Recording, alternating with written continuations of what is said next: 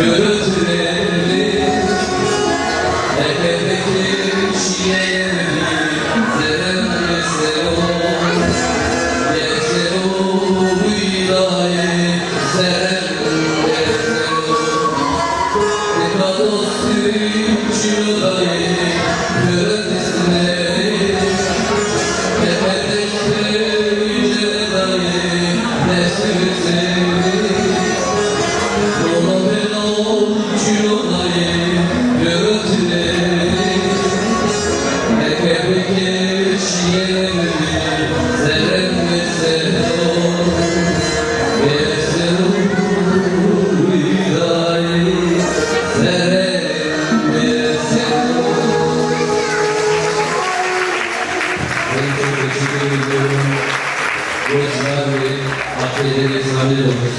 Karşımda o kadar değerli bir abim, hepiniz benim için değerlisiniz, baş tacısınız. Yaşlı, kamil bir büyüğüm var karşımda ve onu o kadar daha da hoş olur diyoruz.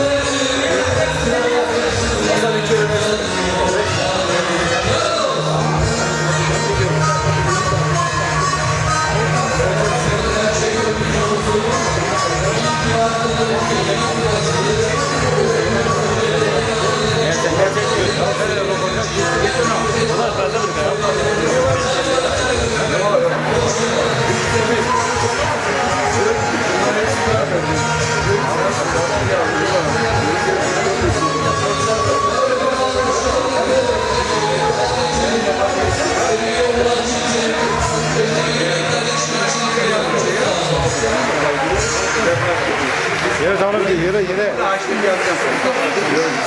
İşte biraz var diyorum ama alacaksın. Orijinalinden. Yere sana bir yere.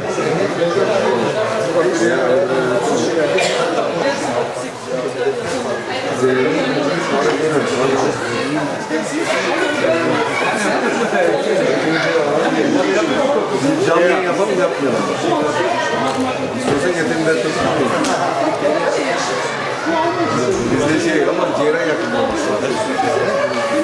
Yakında. Ben o zaman şey yapayım. Bırakın yapayım. Ben de bonus geleyim.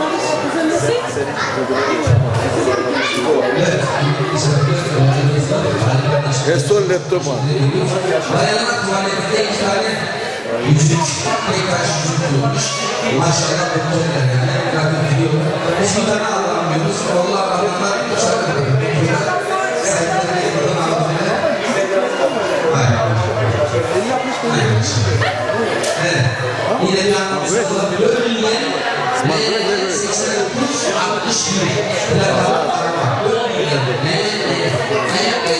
89, 60 bin plakalı araba. Lütfen arabasını çeksin. Yoksa çekecek. Bir de bayanlar tuvaletinde sigara içiyormuş. Buranın yolda olduğunu lütfen unutmayın. Gerçekten dışarıda imkanlar varken lütfen. Tuvalette mümkünse kimse sigara içmesin. Teşekkür ediyoruz.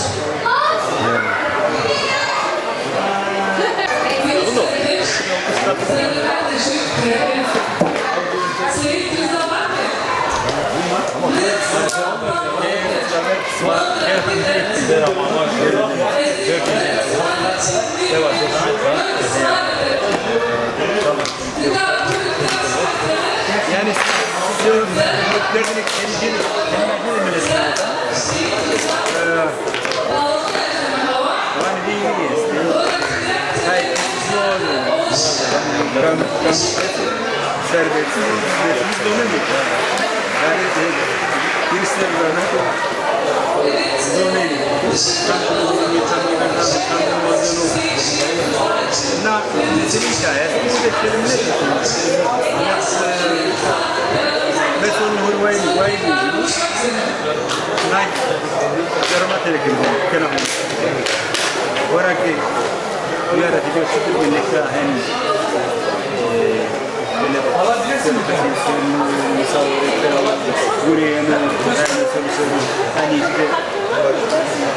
üniversitede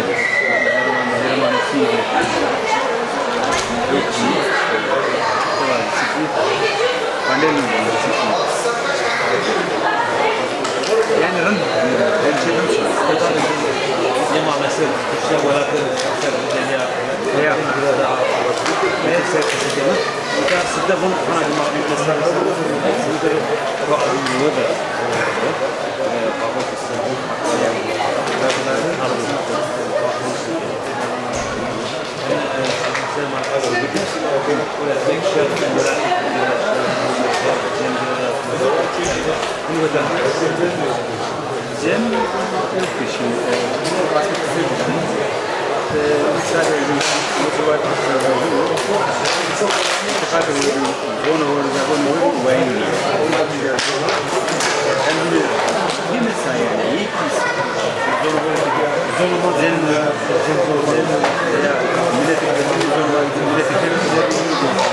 very unique country and don't go basically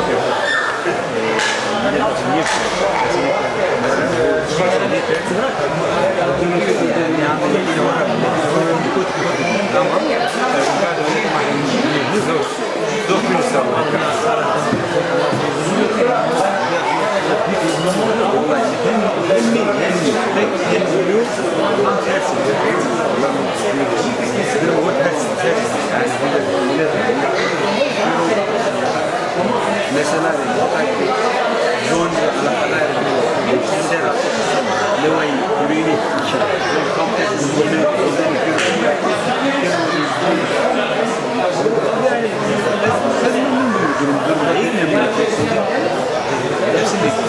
dersin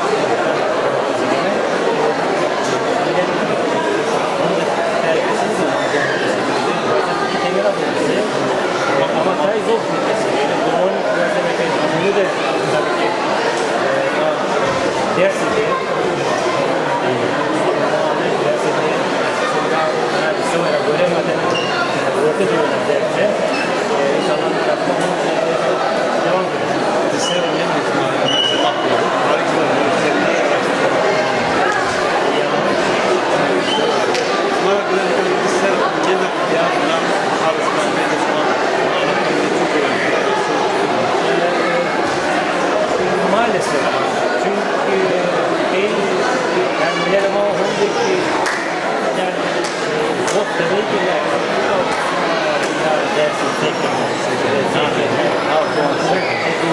Yani ama gerek yok. Ne var diyeceğiz. Gerek bilmiyor. Ama gerek bilmiyor. Ama da da uske zor var gibi.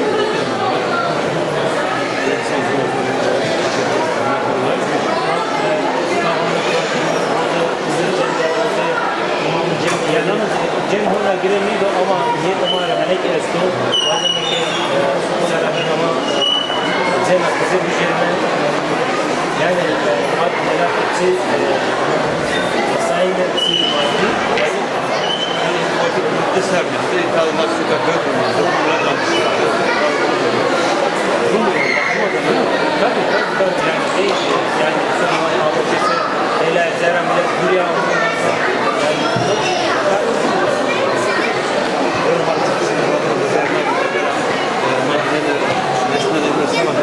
yakın fazla gösterdi.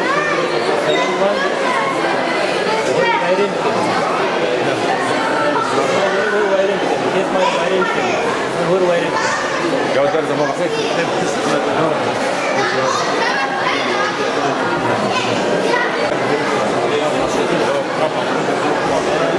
Evet. Namı kuduk hocamız. İsler alın. Kalmen alın. Böyle bir yine tek şey yaratıyor. Ve onlara göre. Yani onları Almanya'da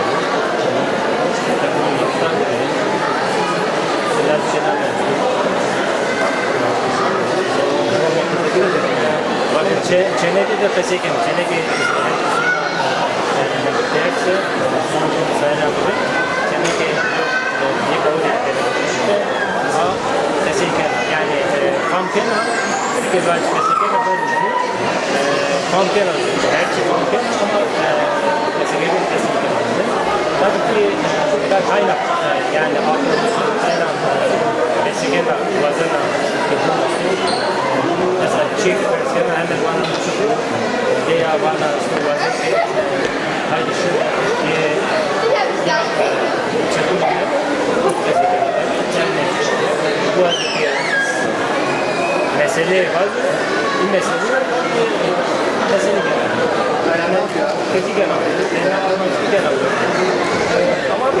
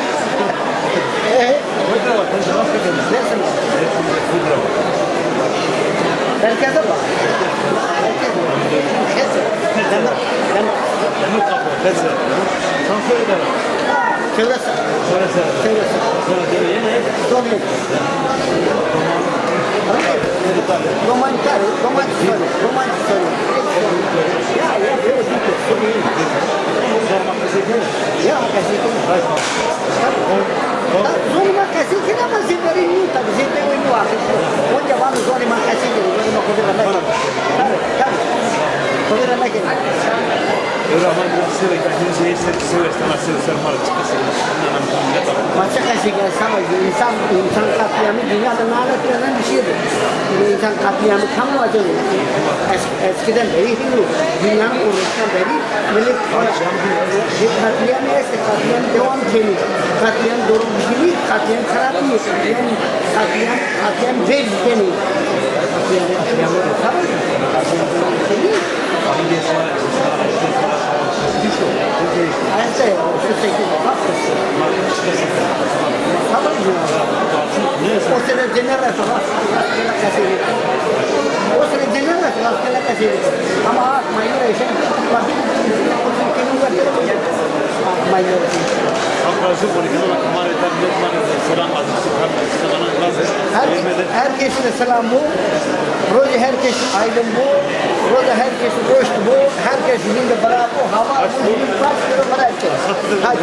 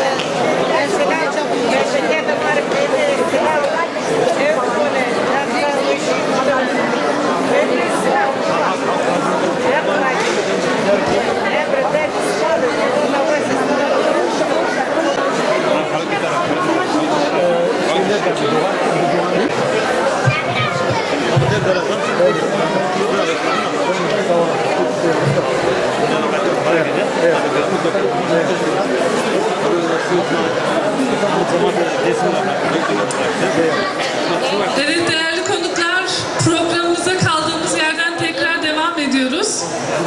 Şimdi sizlerle iki mesajı paylaşacağım. Sevgili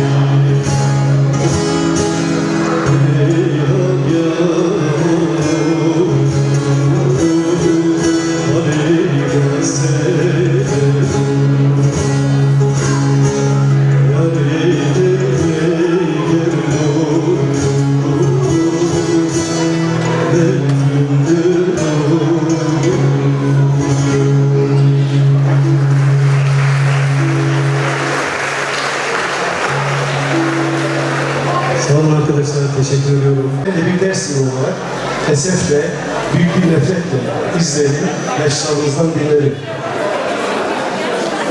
Şimdi bu projeyle ilgili arkadaşların yeterince söz söylediklerini düşünüyorum. Dolayısıyla ben çok fazla bir şey söylemek istemiyorum. Birkaç tane türkü söylemek istiyorum size. Söyleyeceğim şey, tarihler boyunca asırlardan beri yok edilmeye de kalkılsa katledilseler de, işkenceden geçirseler de Dersimler hep direngen olmuştur. Onurlu, mücadeleci, isyancı olmuşlardır. Bundan böyle de Dersim üzerinde oynanan o oyunlar noktasında bütün Dersimlerin ve Dersim'in dayanışmacı dostlarının da siper olarak karşısında duracağı inancıyla hepinizi selamlıyorum. Hoş geldiniz. Smakör Kerem, merhaba. Bu arada bugün sevgili Engin güzel gitarıyla bana eşlik ediyor. Engin çok güzel bir arkadaşımız, genç bir arkadaşımız, aynı zamanda iyi bir müzisyen. Böyle bir tane alkışla Engin İstingiz geldi diye düşünüyorum ben.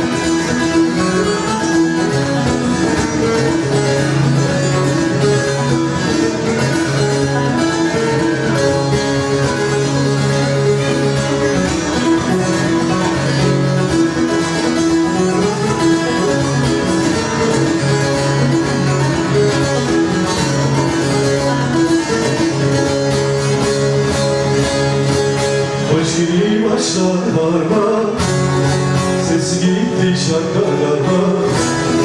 Koçeri başladı harman, sesi gitti şarkılarıma. İki ordu asker geldi, dayanamadı bu darma. Elin o yemanıma, çiğyanıktı berhuruma. Dervişin şahilerden, evlermani evlerden.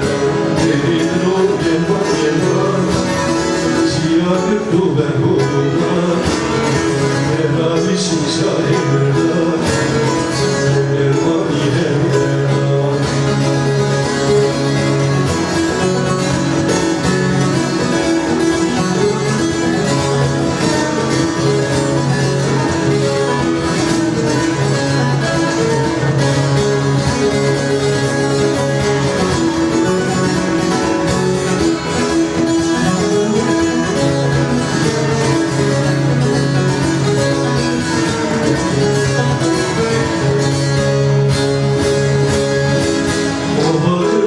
Şiddeti, zapt edildi memleketi. Obacına şiddeti, zapt edildi memleketi. Yerine imdat vermeli, yoldan çekmek gayeti. Erin o yemanıma, çiğyanıktı berhuruma. Dervişin şairden, evlermani evlerden. Erin o yemanıma, çiğyanıktı berhuruma. Dervişin şairden, evlermani evlerden.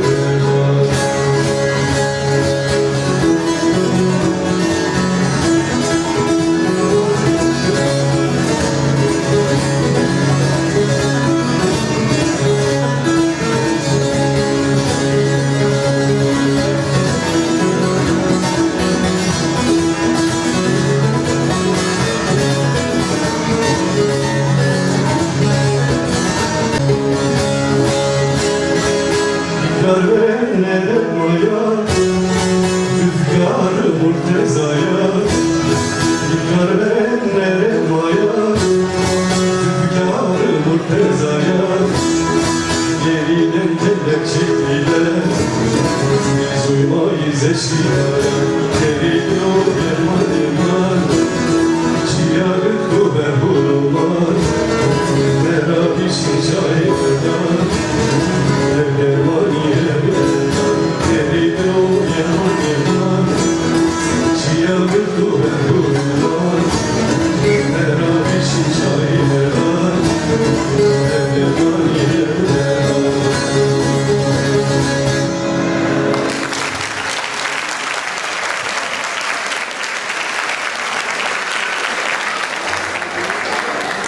Sesleri yok, ben daha söyleyeyim mi kızım?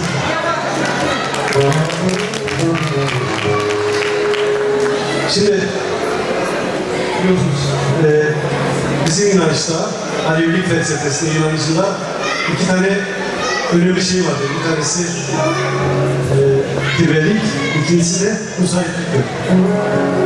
Şimdi tabii kirvelik, dayılık, amcalık, yeğenlik üzerine onlarca türküler yapılmış, türküler söylenmiş. Biliyorsunuz Musayip türküsünü ilk ben söyledim Türkiye'de. Dolayısıyla o türkümü yine şu an sizlerle paylaşmak istiyorum. Hep beraber Musayip diyelim.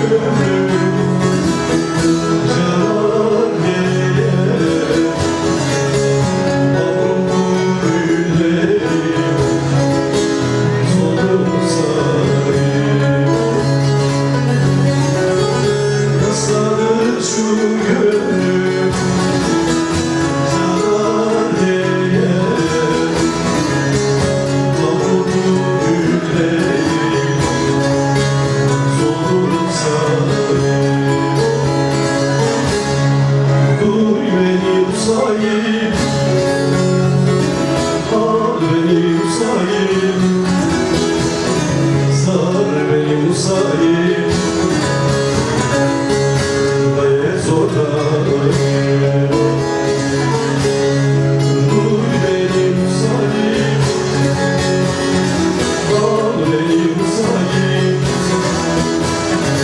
sar beni musayip yeter haldeyim.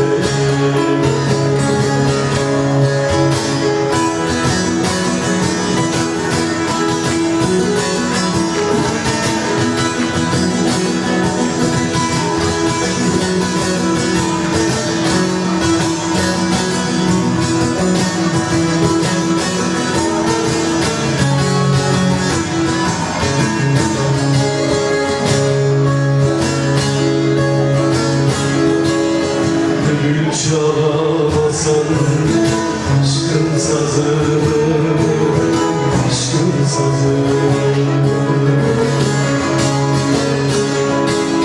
Gül çalamasan aşkın sazını, ebeleye dokun incir. Eğer çekersen gülün nazını, bir kere dokun canım.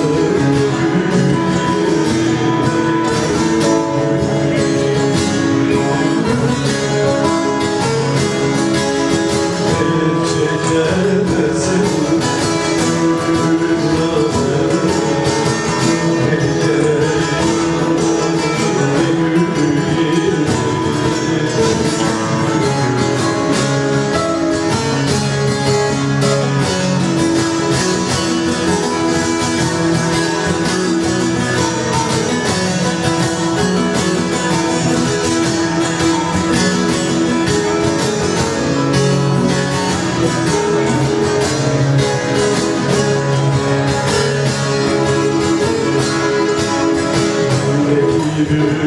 bülbül gelesin coşar, gelesin coşar.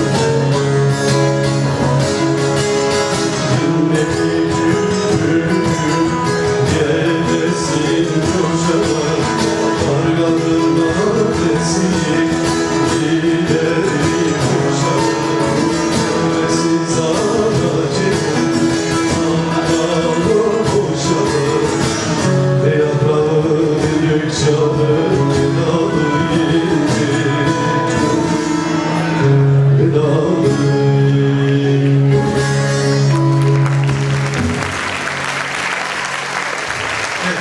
Bir yarım türlüyle fazla söyledik. Bize affedin abi. Programımız gitti çok güzel. Hepinize teşekkür ediyorum. Başka bir etkinlikte daha güçlü, daha örgütlü bir şekilde görüşmek ümidiyle diyorum. İyi akşamlar. Güçlü alkışlarla Hüseyin Kaya.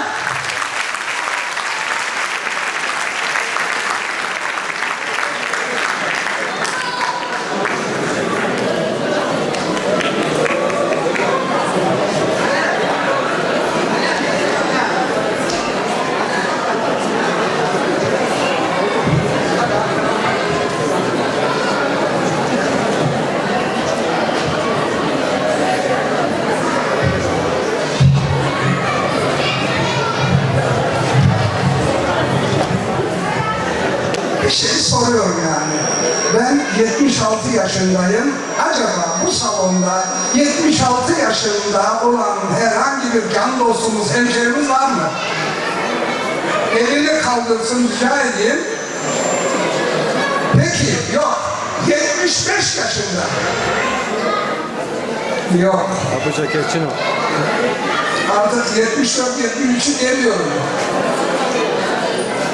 Aramızda Alman misafirlerimiz de var. Onlara da sadece diyorum ki verehrte Gäste, ich bin Zeitzeuge von Zwangsevakuierung von 1938 aus Gelsen.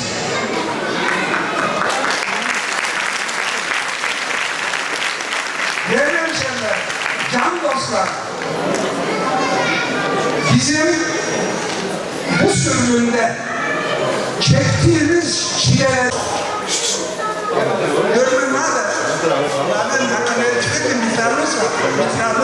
diyoruz ki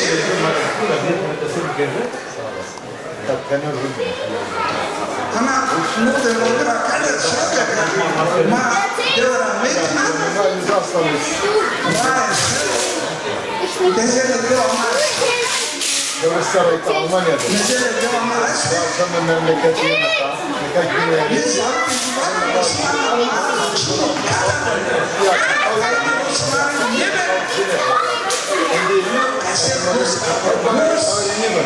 Ama Maydan'da Sekar abin meselone devamı bir mesele devamı İsmail Yemen'e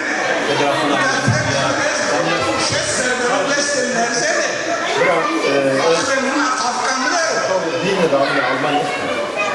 İşte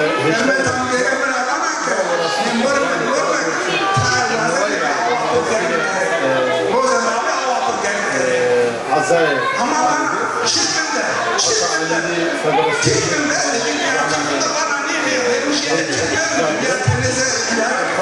nerede ma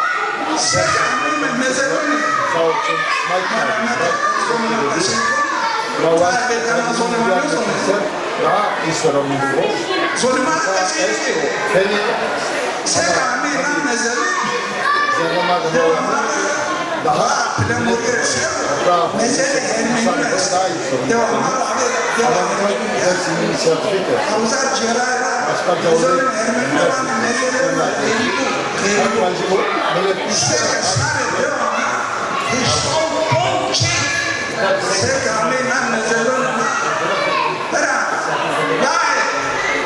daha niye bırak? Nerede? Müsait, baba, laybe. Muvaşir yok abi gibi buraya. Muvaşir yok dersini de biliyor. Şimdi ama federasyonu dersin Mayta. İşte kenarı mesela ma bene Türkiye yok hesaplarından Başkan adına yardımcı var sanki. yemek Muvaşir bırak.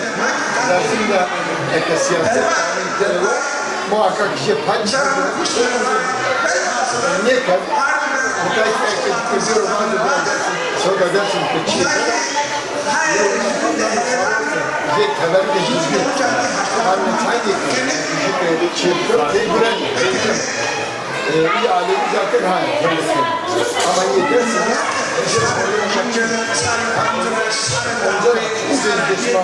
Ama dersin soruna ne incelik kayıp. Olacak. Ne olacak?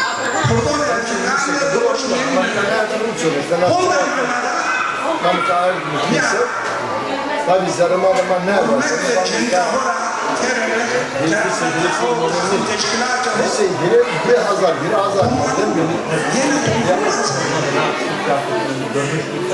Şu efendi ve dünya olarak hürmet alarak kami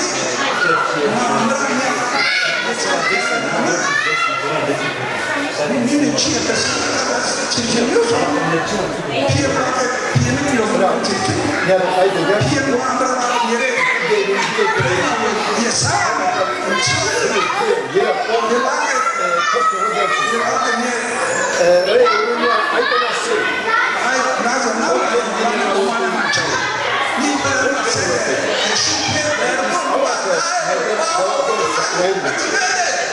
Ez devamlı var. Devam edersin buna. Jütesiz kayıtay. Jütesiz çiğnaro. O sevdanın tapına. Mayindi şöhüzden. Sevdanın Rahim Beycan Avuzay. Ekber Kırsel. Piyama, Mama, Akıma, Derizama, Mi. Makış Atawan. Mukaddev Sırıvan. Şurada minim. Zırakmış kenarı anlattı ama abi fıtra, şıkra, sekar. Meseleyi kime yapmıştı? Meseleyi niye yapmış? Bak tevhid, sataniyenin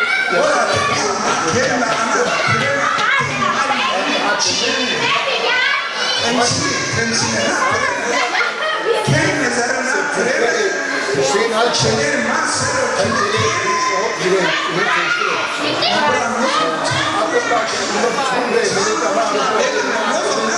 ميل قصير Gerek işte ميل قصير ضعفي مو ضعف شزونه bakın بس أنا ya بيعمل eskiden bakın hadi اللي كان يعني ihtiyacı al ihtiyacı çıkar yani bir şey yeter yani bir şey olmaz beraber beraber akırın da diğer millete ma millete des yavur يعني بيجيك مرة تشيل sevke زي sana sonra sorunun yanını da bir saat çıkıyor trene de en devlet sermaye belki ekmeği ما هفتدى yine böyle taciye منجلي evet sen ولا evet rejimi almak حياة هون النوى يوتشي جو عمي بيسا سويتا درس سويتا كتير ما سويتا حاليا ما سويتا biraz da Türkçe konuşmamız gerekiyor. إنسانية ما عمي بيسا Biz أسوي مرزق 1947 yılında إبراهيم هو تناولات نظري من المسجد يعني كان işte burada gördüğümüz insanlar bizim köydeki o günleri yaşamış olan insanlar. İnsanlar bir bölümü. Bunlardan şuradaki 2-3 tane delikanlının dışında diğerleri hepsi o sırtlarını, o çektikleri ızdırapları, o yoksullukları birlikte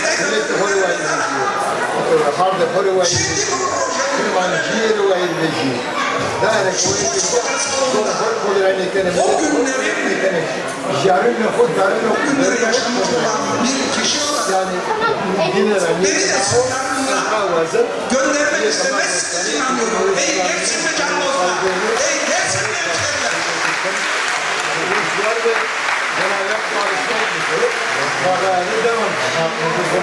peki ne yapalım?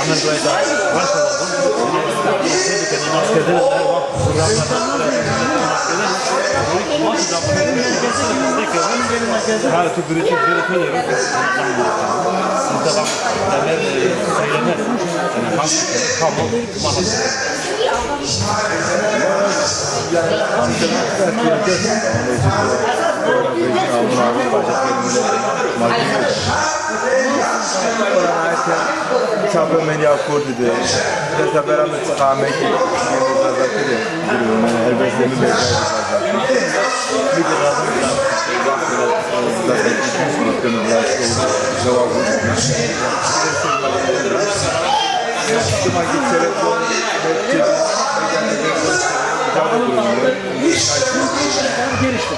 Mikrofona bunu Nasatın madem yoldu ama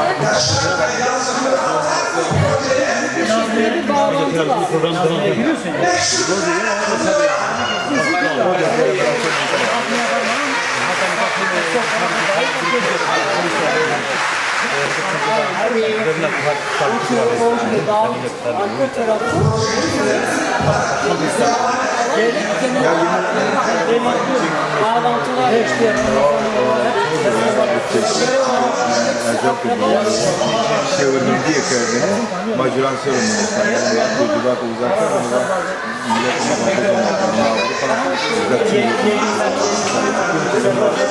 Arrivare nel nuovo fondo ad Asme su stanno helbet 20 geçer. Yani Allah'u bilemiyor. Ma yani o vakit evvelame kurduğu işleri şu antoloji makbul işte ta insanın askerleri terk edildiğini zoruma cemaatine cemaat güzel. Ben mahona ne var deske ne var bilmem ama o kadar böyle. Cemaat işte bayağı radyo, televizyon, projenama, programa dekliyor. Tabii buna ki yani zorla kalmıyor mu?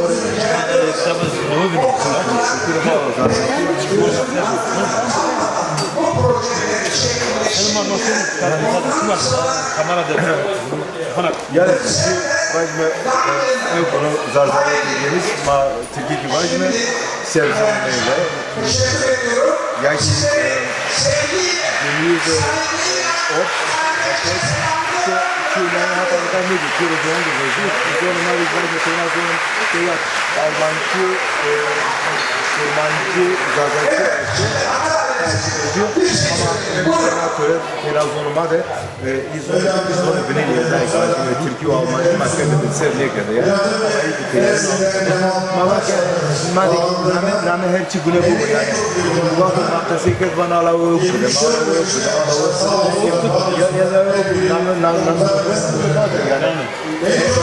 Küçüküne babanyanın hasta. Her falan hireçeli kelime yani zarabına gerçeği yani zarabına belki alakamı getiren sonra yani ben bir kadar var. Osmanlı serebral ile terapi Osmanlıcı diye tasavvur diyor. Organ cedam ediyor, para veriyor. Yani her şey dünyanın mantığı, gigan manı var. Ama her şey günün mantığı yok yani. Ya her zaman isterken dünya koç konseri işte sevgi ya ki yani mavza derim ki bir hasta yapan güzel adres ama da adres ama iki numara bulursun güzel bir ya ki masajını kumanya da na vrate ke materijele bilim yapıyoruz ya dünya mada vakti dünya mada şu ama bir ama sıkıntı İsmail ama başka zamandaki devletler çünkü gedanın namı ziki çok fazla namı koyuyor. Çünkü loluk hem loluk mataba loluk sahaban bölge sahaban sahaban bağlantısı ya oradaki tayinler makineman kumates yani dinamik gören mani müsait duruyor sıkıntı duyduğunu ne kadar masakta ama karşı ne peki aslında tercih ediyor önce ama şöyle böyle kelime yapıyoruz. Eğitimin ağzından böyle falan var ya. Devam ediyor proje yapıyor. İnsanlar karşısında da tüccar kuanları vakti verilmiş bir kalay yani ne zaman tamam onun canı var. Hemen hem yaparak ya seni tabii adam zaten bir tane usta bazen kalay kullanıyor tüccar kuanlar ama benim kadar ne yapıyor? Sen son bir zaman var. Son bir var. Ama böyle bir şey bu yapar. Bu az bir kere. Bu orada farkını ama kestir aslında kere. Kemeti karık mı? Bazen bir tane montaj yapıyor. Hani bir sabır zoruma düşüyor. Ama hep güzel. gerçekten Brenya ya da haskerden kimya yol oluyor. Ortaya çıkıyor. Yani bunu iyi bunu ne zaman senin bir rapte poster çıkıyor. Şiirin dersi. Ama başka ama var yani başka bir matematik para değil mi? Ama ne için her vakit işte İsmail Marabbesi. Yani ellerini o vakit verdir. Yani Marmara'yı zaman maaşında yani vakti internetin yok. İnternet yok. Bunu da görüyoruz. Ama bazen yok. Yani küçük Marmara'ya ayrıca bir şey yapıyor. Bedava. Marmara'yı da var mı? Yani Belki de belki adım araçsın. Belki de bir adım araçsın. Modun kusura falan haklı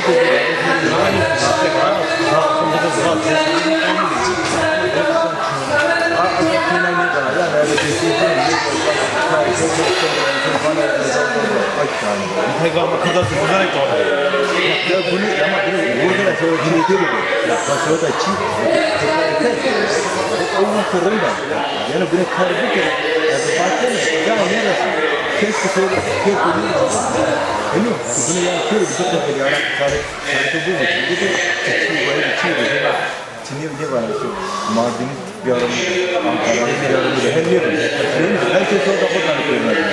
Yani ara belki sonra postanın ama ben şimdi de sonra kullanıyorum. Yani sonra kullanıyorum. O duvarı bana saydım. Diyor ki burayı tam cami napaklarıyla neden ama bunu eskiden olmazdı. Ama bu sadece bunlarla bakıyoruz. Bizim bu kaçık şey maddeler bu tebir alanı ya savan ben baş haber şey modeli bakıyoruz. Baş maçı çekiyor saklayayım keso kadar karşılarına bırakıyor. Var bazen öyle bakar. Kulağın ya bu çok baş nasıl koyuyor. Yani model televizyonda çekimi sonu model radyoda çekimi sonu kadar çekimi sonu kramura hire çekimi sonu niye model tutuyor sonu sonu ke aynı televizyon verte bir tek inanma bu var bana ne var bu zaman bu şey yapma var.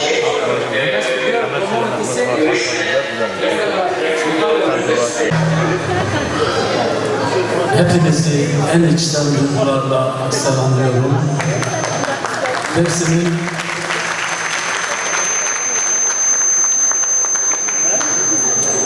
geçmişinden başlayarak bugününü sırtlayıp yarınları taşımak için amaçlanan bu tür etkinliklerin önemi değeri çok büyüktür. Şu an burada aramızda gezen çocuklar bu tür etkinlikleri hatırlayarak dersine olan bağlılıklarını sürdüreceklerdir. Dersimin makus tarihini yenecek olanlar da işte bu çocuklarımızdır. Yüzyıllardan beri Kızılbaş kimliğiyle ön plana çıkıp Osmanlı'nın ve Cumhuriyet devrinin daima zulmüne maruz kalmış olan Dersim, Dersimli ve Dersimlilerin dostları artık Dersim'in yarasının üzerine basılan ayağı, tostları geri itmeye başladılar. Bu tostlar parçalanacaktır. Orada soykırım uygulayan devlet Dersimli'den özür dilemek durumundadır ve bu özrü dileyecektir. Eğer insanlık tarihinde yer almak istiyorsa. Geçtiğimiz günlerde bir ahlaksız, daha önceleri de olduğu gibi çıktı televizyonlardan, su içercesine normal bir tarzda Alevilere ağza alınmayacak hakaretleri yaptı. Nerede yaptı? Türkiye'de yaptı. Nerede yaptı? Bir ulusal kanalda yaptı. Peki nasıl yapabiliyor bunu? Hani bu ülkede devlet yok mudur? Bu ülkede 20 milyonun üzerindeki bir toplumu aşağılayacak hakaretleri su içercesine rahatça söyleyebilen insanları yargılayacak bir mahkeme yok mudur? Namuslu bir savcı yok mudur? Diyelim ki onlar yoktur. Ey bu ülkenin demokratları, aydınları, ilericileri, yazarları, sanatçıları,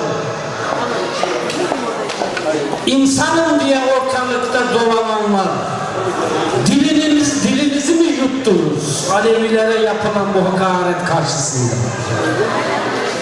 Köşe yazarları ne oldu size? İnsan haklarından dem vuranlar, İnsan Hakları Derneği mazlum der. İnsanlığınız mı bitti, mazlumluğunuz mu bitti? Bir insan hakları kapsamında da mı görmüyorsunuz Alevilere yapılan bu hakareti, bu zulmü? Genel başkanları Alevi olan partiler, diliniz mi tutuldu? Böyle mi oy alacaksınız Alevilerden, insanlardan? Görünen o ki Aleviler bu tür hakaretleri daha çok duyacak, çok yaşayacak. Ne zaman son bulacak? Alevi sesini yükselttiği zaman. Türkiye'nin en ünlü kepazelerinden Şevket Kazan adlı kepaze Alevilere dil uzattığı zaman kulağa çekilseydi, ondan sonra Recai Kutan havlayamazdı. Ondan sonra Güner Ümit havlayamazdı, en sonunda Mehmet Ali Erbil havlayamazdı. Biz Şevket Kazan'ın kulağını çekemediğimiz için bugün Mehmet Ali'nin azarlarını duyuyoruz. Hiçbir yasal güvencemiz de yok.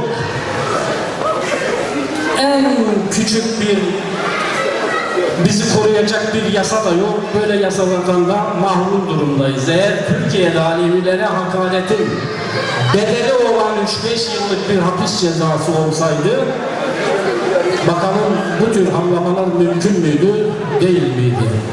Gün gelecek Alevilerin birliği ve beraberliği bunu da sağlayacaktır. Biz demokrasi güçleriyle, inanç ayrımı yapmaksızın insanlıktan yana olan herkesle bir arada olup insan haklarını sonuna kadar savunacağız. Alevilere yapılan zulme de sonuna kadar karşı çıkacağız. Biz bu zulmü yok etmekle, biz bu zulmü tarih sahnesinden silmekle mükellefiz. Hepinizi tekrar selamlıyorum.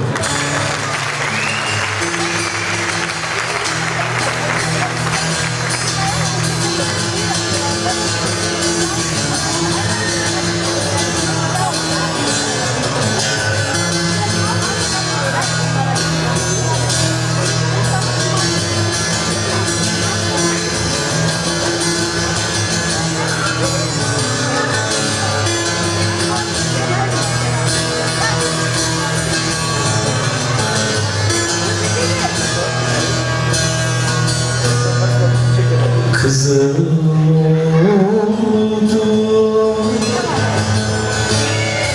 Karadeniz, yıkılamaz zulümsün.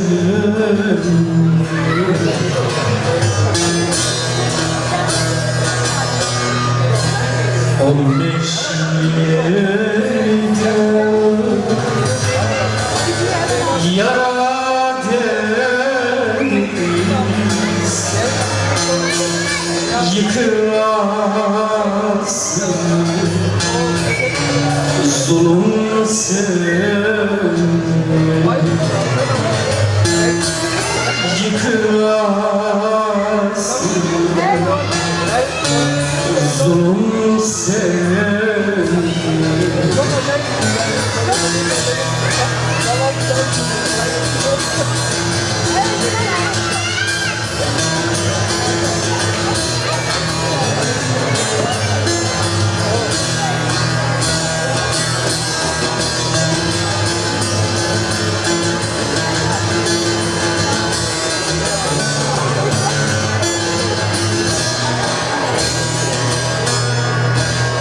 Ettim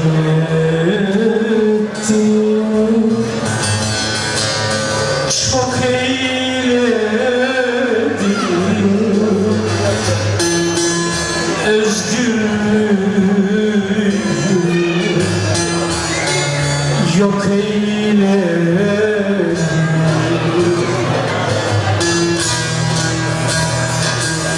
Sen ölümü hak eyledin, yıkılamaz zulüm senin yıkılası zulüm senin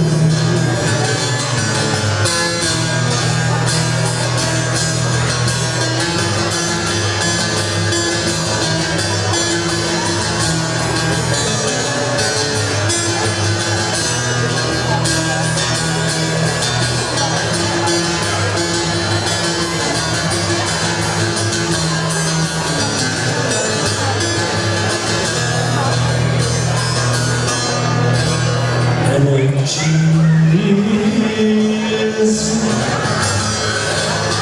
kalkacağız dağdan düze akacağız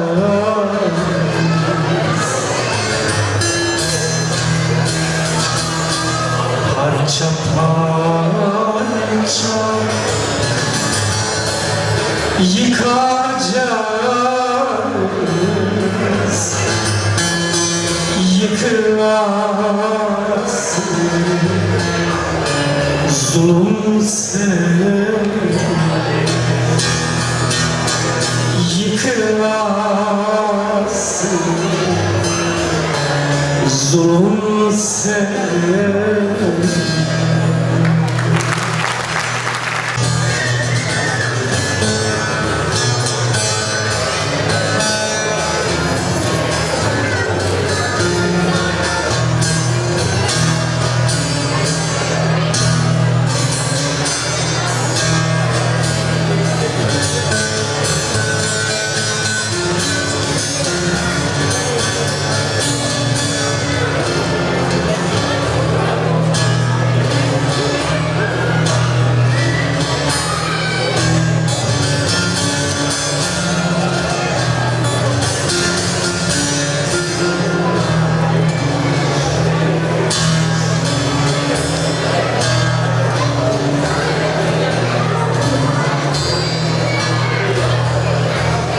Seyit Rıza sefer oldu dersime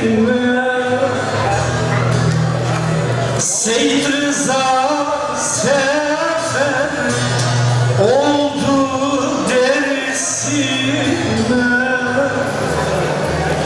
Dersimli'nin işi zor Seyit Rıza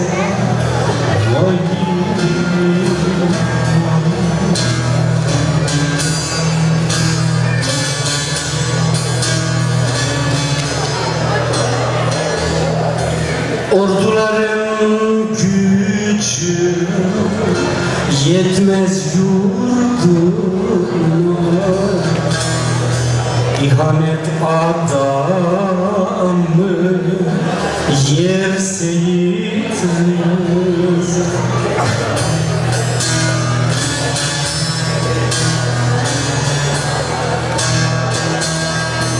Orduların gücü yetmez yurduna Hey hey İhanet adamı yer Seyit Rıza İhanet adamı yer Seyit Rıza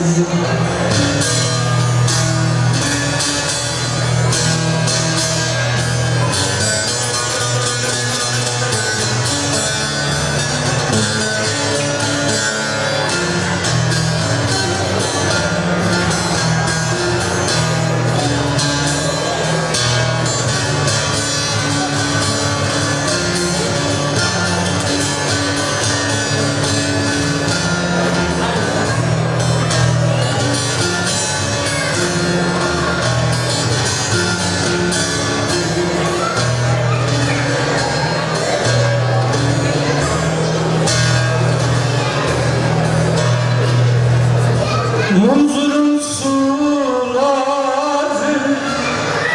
kansız olmuyor. Munzurun suları kansız olmuyor. Zalimin zulmünün sonu gelmiyor. Vay, vay. Düşmanların vicdan, namus bilmiyor. İnsana mahsustur arz-i tırız.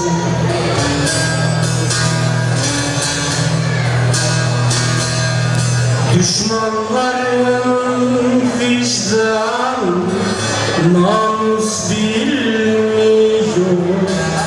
Vay, vay. İnsana mahsustur arz-i rıza. İnsana mahsustur arz-i rıza.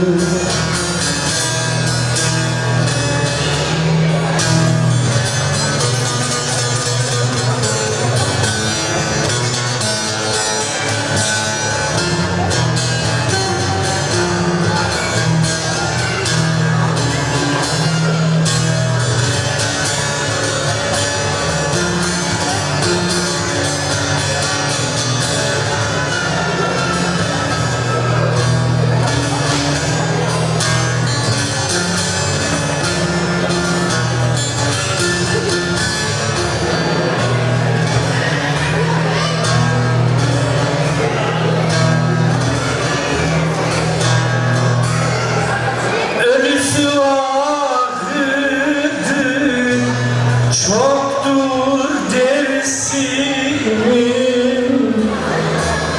ölüsü ağrıdır. Çoktur dersimin,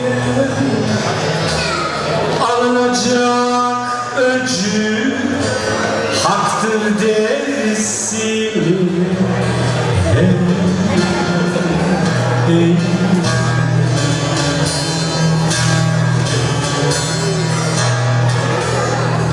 Allaktır boynum, diktir dersine. Her denemek için bir seyitimiz.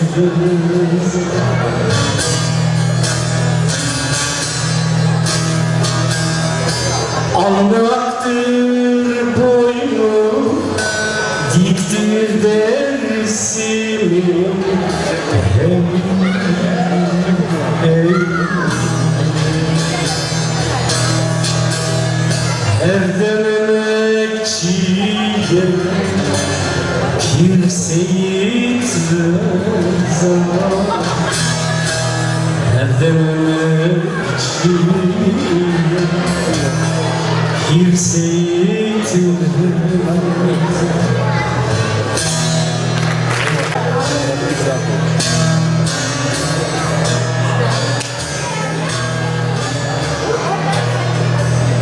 Yurda geldim 28 yıl sonra. Çok varlar azı gülerken gördüm. Çöplük başlarında tıfıl çocuklar küfletmekleri bölerken gördüm. Bölerken gördüm.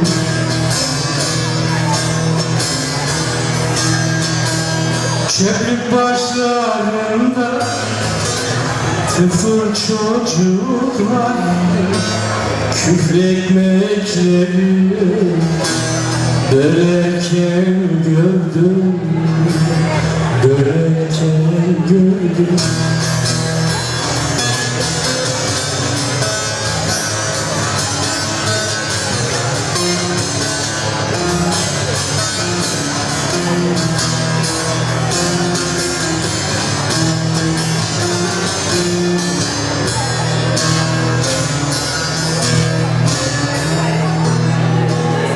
Azalmış yoksulun derdini yazan, gördüğünü gözden saklıyor ozan.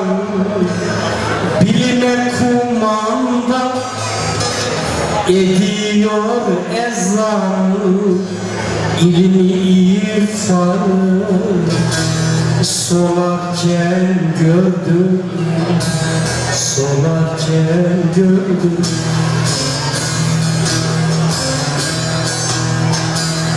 Bilime kumanda ediyor ezan, ilmi irfanı solarken gördüm, solarken gördüm.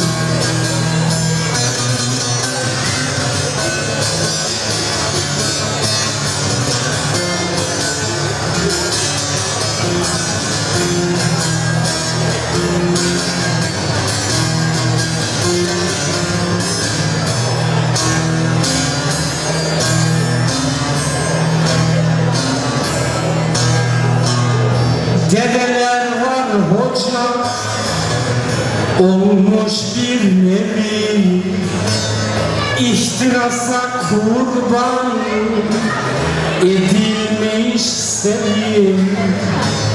Minaresiz cami gibi cemevi, Alevi namaz kılarken gördüm, kılarken gördüm.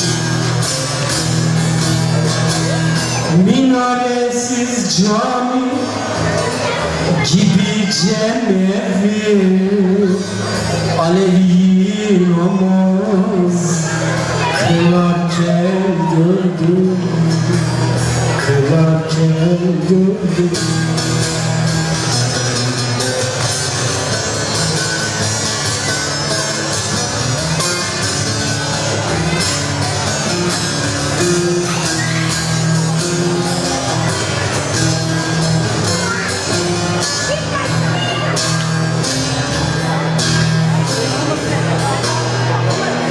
Devri Cumhuriyet, bu nasıl hüküm? Kalba sığmıyor zoraki döküm. Şimdi sokaklarda şeriat hakim, insana dişini bilerken gördüm, bilerken gördüm. Şimdi sokaklarda şeriat hakim, insana dişini bilerken gördüm, bilerken gördüm.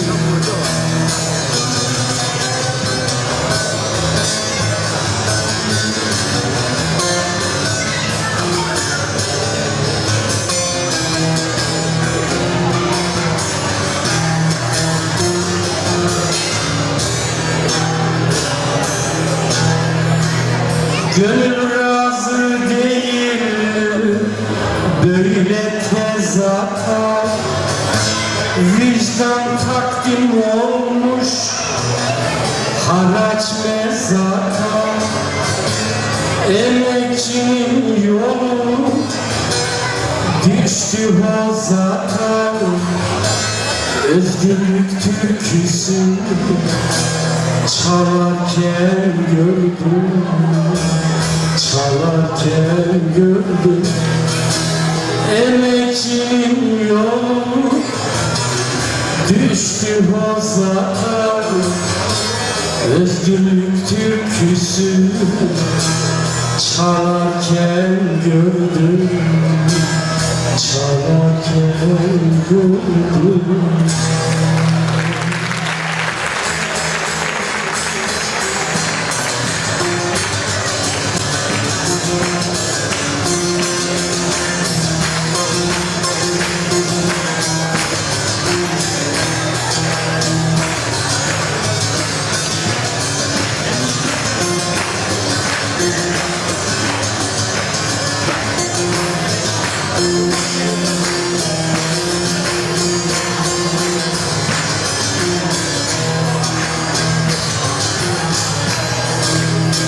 Vaktin ki burası, minik mezrası, kan içinde yatan. Vaktin ki burası, minik mezrası, kan içinde yatan. Kömür olmuş bir kan deryası, kan içinde kalkar, kan içinde kalkar. Kömür olmuş bir kan deryası, kan içinde kalkar, kan içinde kalkar.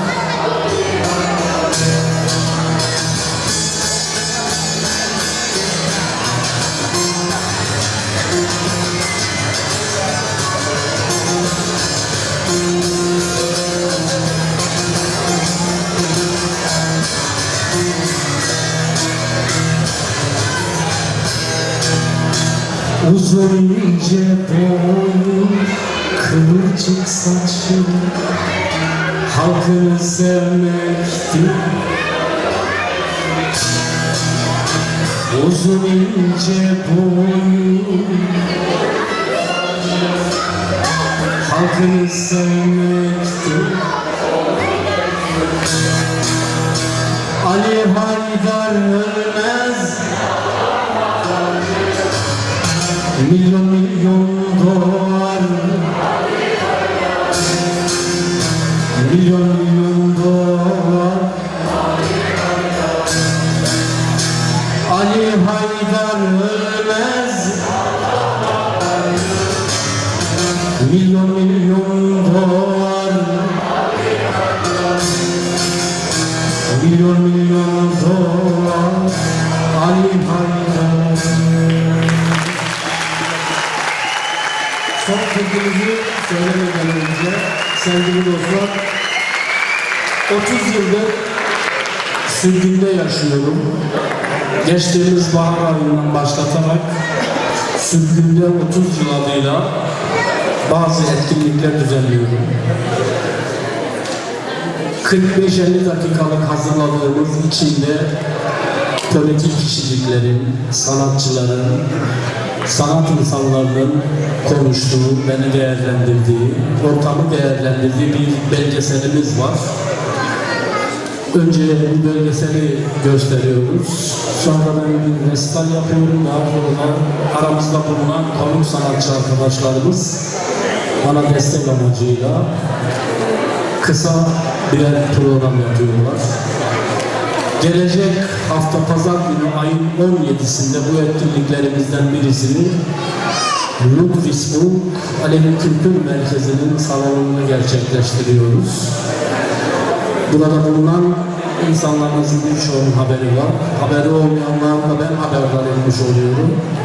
Ayın 17'sinde saat 14.30'da isteyen arkadaşları Ludwigsburg Alevi Kültür Merkezi'nde bekliyorum. Bu geceyi organize eden, Dersim'e karşı duyarlılığı yaşatan, Dersim'i ve Dersimlileri binlerce kilometre uzaklıktan hatıralarda, hafızalarda canlı tutmaya çalışan tüm dostlara, Dersim Federasyonu'nun yöneticilerine, üyelerine canı gönülden teşekkür ediyorum. Biz de onlarla bu tür etkinliklerde sürekli olarak sonuna kadar dayanışma içinde olacağız. Bunu da bütün içtenlikle, samimiyetimle bildiriyor. Kendilerine çalışmalarında başarılar diliyorum ve sizleri özgürlük mahkumlarını hep beraber okumaya davet ediyorum.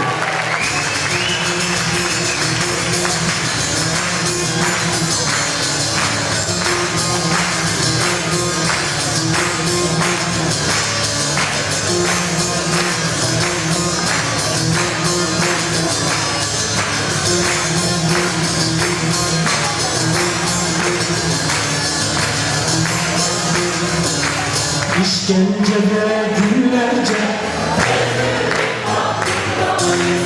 işkencede günlerce, sayısı on binlerce, sayısı on binlerce, kelepçeli eller, kelepçeli eller haykırıyor dilleri, zincirleri haykırıyor dilleri, zincirleri şarkıları.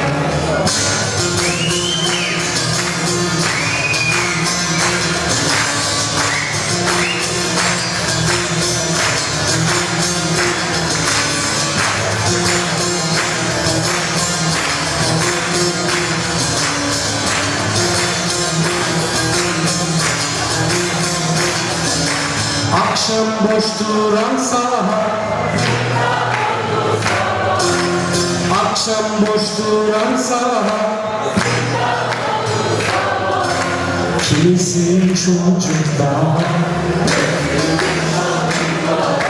kimisi çocuk daha, kelepçeli eller, kelepçeli eller haykırıyor dilleri, zincirleri haykırıyor dilleri.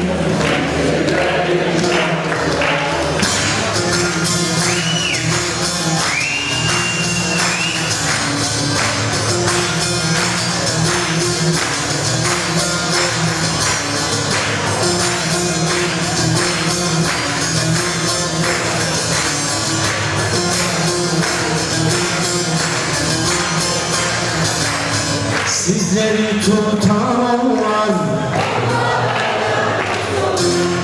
sizleri tutan olmaz, peşinizden yollar, peşinizden yollar, kelepçeli eller, kelepçeli eller haykırıyor dilleri, zincirleri şarkıları haykırıyor dilleri, zincirleri şarkıları.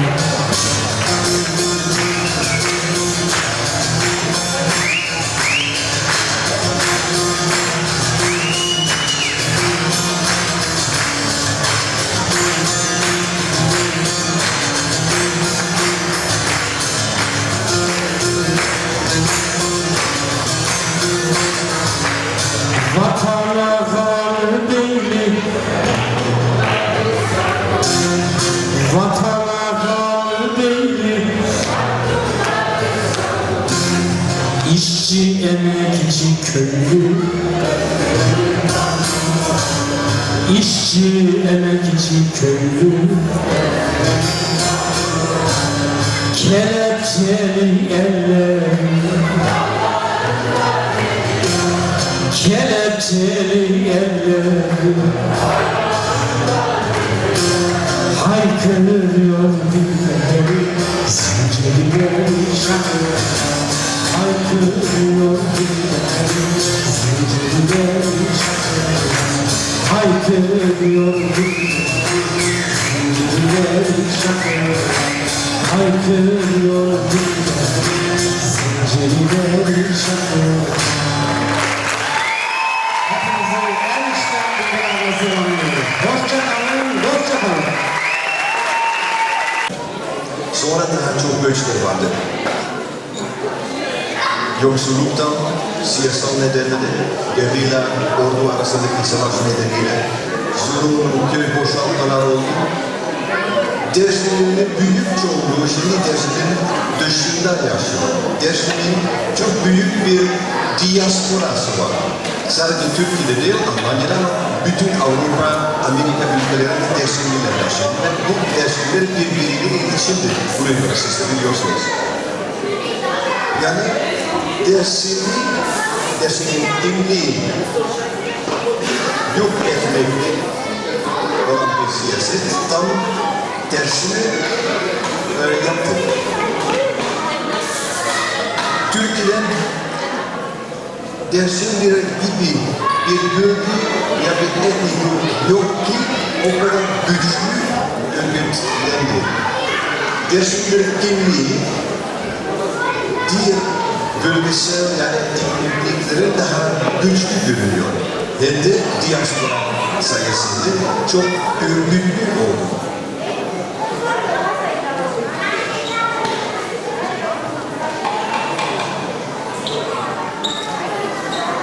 Ama bu kimlik korumak için hafızasını korumak ve beslemek gerekiyor.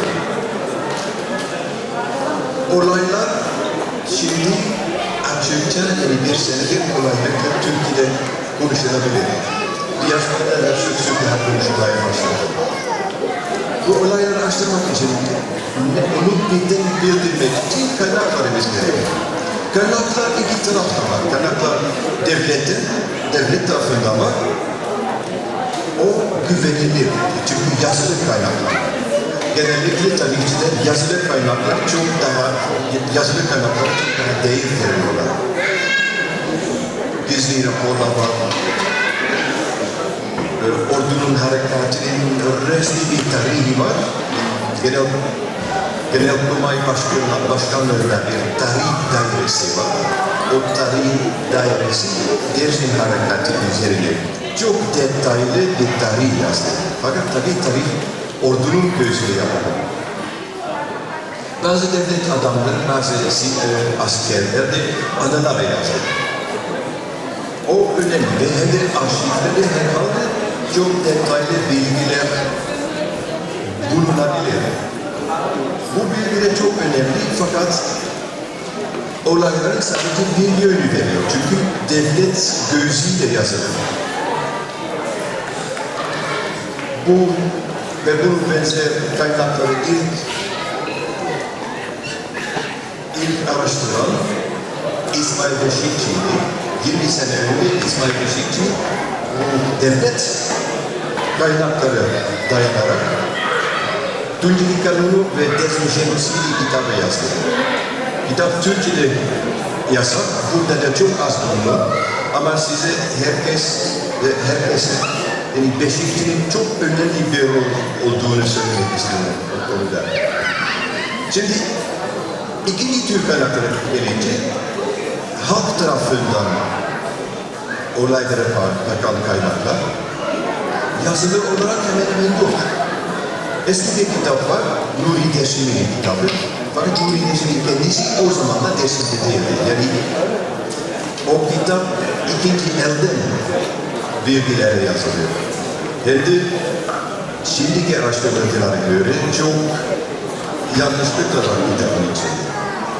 Daha sonra 70 senesinde Sayın Kırmızı Toprak bir kitap yazdı. O kitabında birkaç sayfa Dersim Türkçesi üzerinde ve bu sayfalar kısmen Nuri Dersim'e dayanıyor, kısmen sözlü tarih kendisi yaşlılar oluşturuyor. Kırmızı Toprak'tan sonra birkaç sayfada yaşlılar oluşarak tarihin bazı yönleri yazdı. Ama şimdi yeni proje daha sistematik ve daha da Amerika'da geliştirilen yöntemlerle yapılıyor.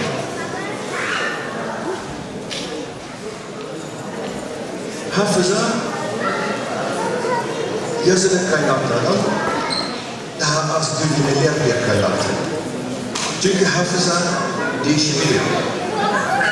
Ben 20 sene önce yaşadığım şeyleri belki tamamen abartabilirim. Bilerek de, isteyerek değil ama hafıza bozulur. O yüzden tek bir kişi, tek bir kadar kişi dayanak bir şey anlayamıyoruz. Ama bu proje bütün var olan yaşlılar hafızaları birleştirerek arşive koyabilir. Aralarında mutlaka çelişkiler görüyoruz. Bir öğrenci mesela daha küçük bir oranda Suriye'de değişik etnik grupların sosyal hafızasını araştırıyor. Suriye'nin üzerinde Kürt var, Kürt Sünnisi var, Kürt Yazidisi var, Süryani var, Ermeni var. Hususla Ermeni, Süryani ve Kürt hafızasını araştırmak 30'lu yılların 30'lu yıllarda bir otonomi hareketi var gidiyor. O zaman yazılı kaynaklara göre, Fransız kaynaklarına göre Süryaniler otonom bir bölge yapma teşebbüsü ve destekledi, çok isterdi. Ama şimdiki Süryaniler tamamen unutmuşlar. Çünkü bu Süryaniler şimdiki Türkler Suriye'de yaşamaya mecburdular ve kendilerini Arap milliyetçi olarak görmeye başladılar ve bu hafıza tamamen sildiler. Dersimdeki hafızalarında öyle olaylar var olabilir. Fakat durum bence biraz başka. Çünkü bildiğim kadarıyla o yaşlılar uzun zaman hiç konuşmadı. Olaylar kapattı. Yani olaylar üzerinde devamlı konuşan hafızalarını değiştiriyor. Ama hiç konuşmuyor. Ve hayatın sonuna gelince ilk olarak anlatmaya çalışan bir ihtimali daha güvenilir şeyler anlatabilir. Ama mutlaka bu projede hiç beklenmedik şeyleri karşılaşacağız.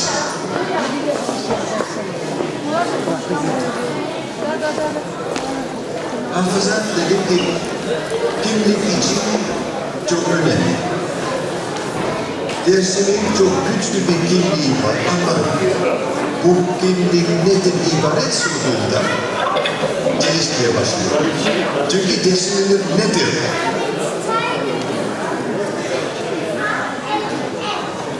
Türk müdür, Kürt müdür, Sazan müdür, Kırmanç müdür, Ermeni midir, Alevi midir?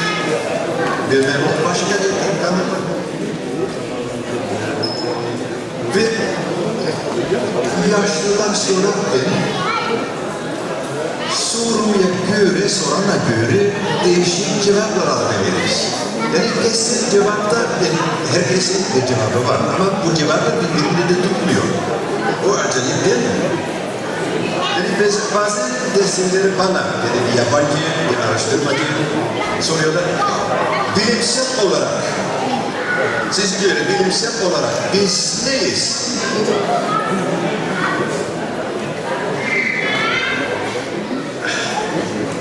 Ben cevap veremiyorum çünkü kimlik bilimsel bir şey değil. Kimlik, yani herkes kendinin kimliğini şekil verir. Kendinin kimliğini yaratıyor. Ve bizim kimliğimiz hayatımız içinde değişebilir. Bak Türkiye'ye bak. Bir Ziya Gökalp var. Ziya Gökalp neydi? Kürt diyenler var. Diyarbakır. Zaza diyenler var. Çünkü Türkistan diyenler ailesi. Ama kendisi kimlik üzerinde çok ilginç şeyler yazdı. Yani kimlik değiştirdiğini söyledi ve biz kendimize göre daha iyi istediğimiz kimliği seçtiğimizi söyledi. Yani Ziya Gökalp, Kürt olduktan sonra daha Türk olmaya karar verdi. Ama diğer kendisi Jön Türklerden biriydi. Başka bir Jön Türk. Bir sürü Türklüğü denemiş.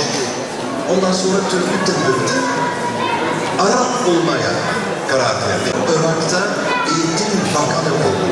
Ve bütün tarih kitapları, Arap mini kitabını içeren tarih kitapları o yazdı. Ve Türk'tü, Arap oldu. Arap milliyetçisi oldu. Derslikler tabii ki bunlar, biz biliyoruz. Yani derslikler ne oluyor? Yani her şey oluyor. Türk olan var. Ama bilimsel, bilemiyor. Yani önemli olan kimlik sizin. Sizin mülkünüz, sizin emaneniz. Siz alın, seçiniz, kendiniz karar verirsiniz. Teşekkür ederim.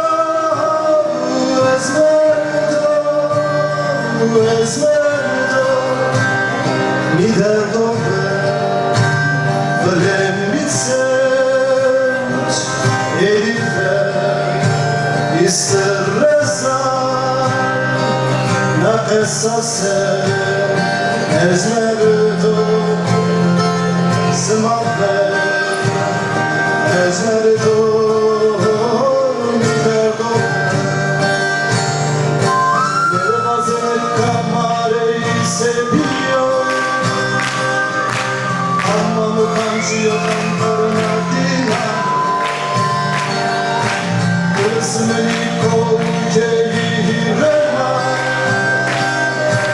Bereketini herdikeyi rema Nere vazını kamareyi seviyor Kammamu kamşıya kamperuna dinara Kısmeni koyceyi rema Bereketini herdikeyi rema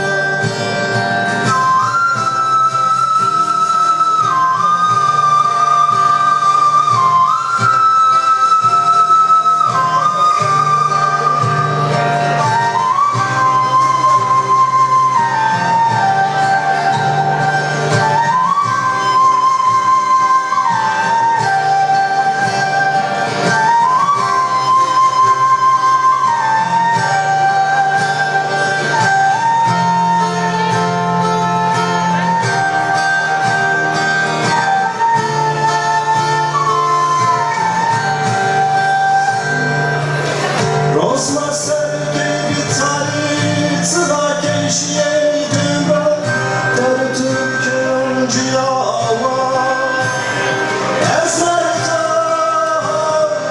esmer dağ Esmer dağ,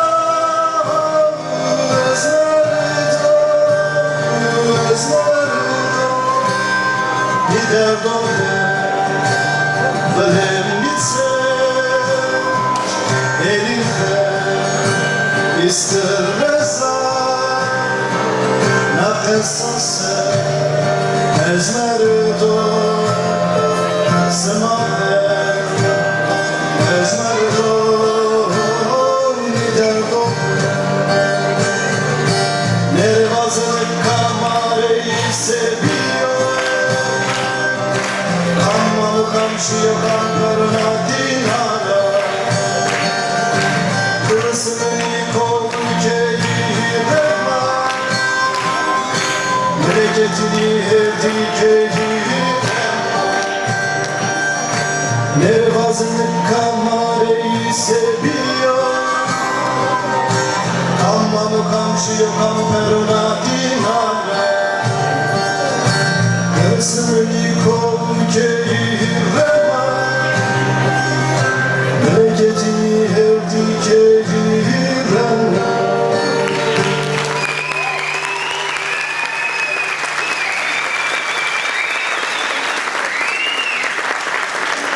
Burası esnafları kıran uzun bir süredir aslında Dersimle ilgili çeşitli kaygılar oluştu, çeşitli çevrelerde çeşitli kaygılar oluştu fakat bu kaygılar hiçbir zaman kendisini bir potada eritemedi veya tutamadı.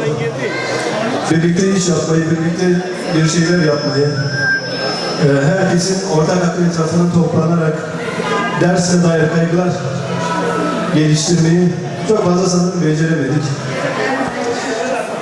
Her türlü proje birileri tarafından çok olumsuz bulundu. Birilerinin yaptığı birileri tarafından çok olumsuz bulundu. Dersin geçmiş dönem itibariyle çeşitli farklılıkları bir arada tutmayı becerebilmiş bir coğrafya.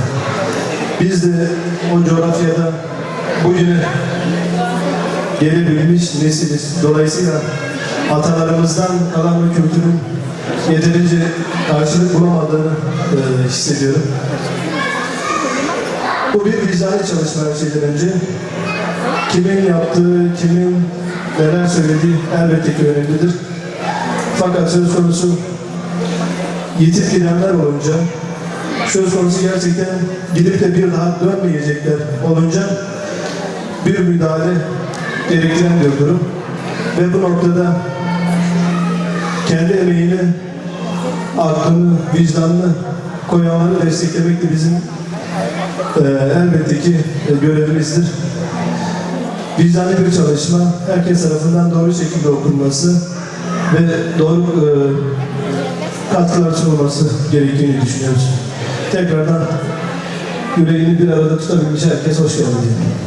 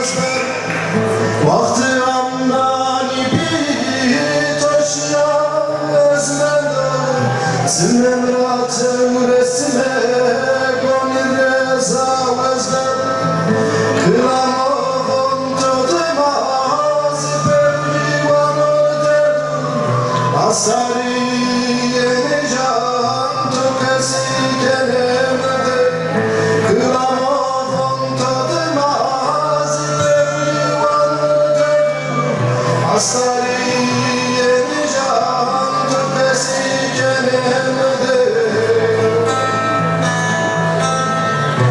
Ezendi torabes kamre bacı derdo Mede halle mendoge sarre bacı derdo Ezendi torabes kamre bacı derdo Mede halle mendoge sarre bacı derdo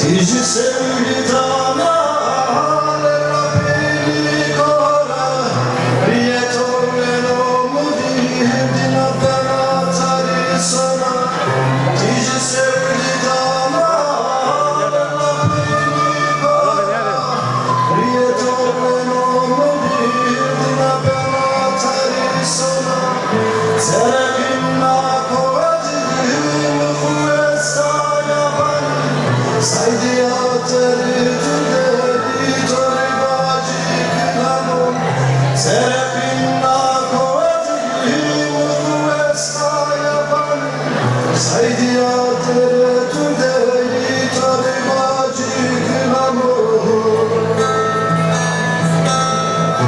Ezendi torabes kamre bacı derdo Mıde halle mendoge sarre bacı derdo Ezendi torabes kamre bacı derdo Saydi ayere kondere tori bacı kılamon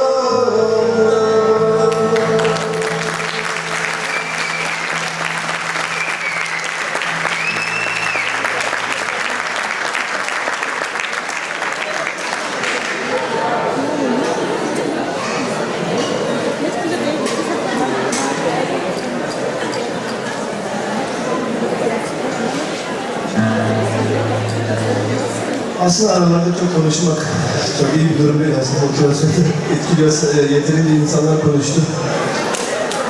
Bir sıkılma duygusu oluşturuyor ama sadece bu parçayla ilgili bir şeyler söylemek istiyorum. İnsan-ı Kamil Özgür Fındık'ın Kaynaması belgeselinde müziklerini yaptığımız dönemlerde çıkan bir eserdi. Ben ona hep şöyle diyorum, toplardan, sürgülerden kurtulup kırmancı ruhunu bugünlere taşıyan tamirlerimiz için yaptığımı söylüyorum soranlar için. Ve onlar için okuyalım, İnsan-ı Kamil diyelim.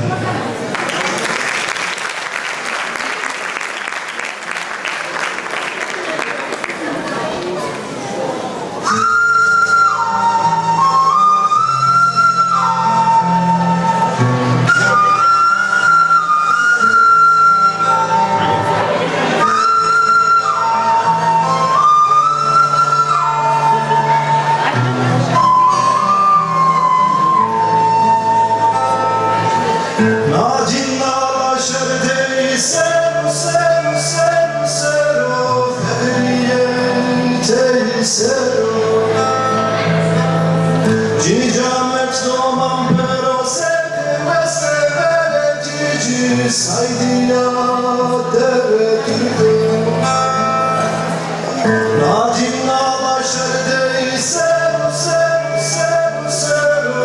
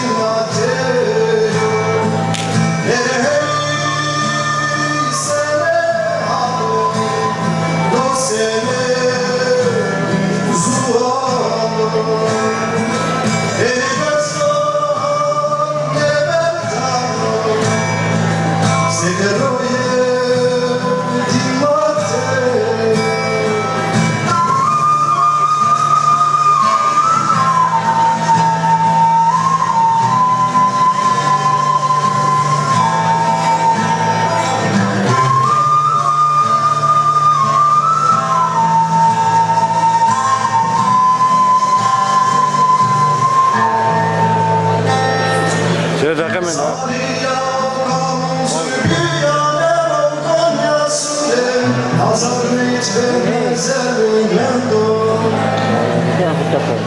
Zamaniya okan zülbiyane okan yasırey Hazar mitbe mezele mendo Zırtayısız avseçmendo Basane her de devreşte İnsanı kamıl kubi rahmeko İnsanı kamıl kubi rahmeko İnsanı kamıl kubi rahmeko Hey sene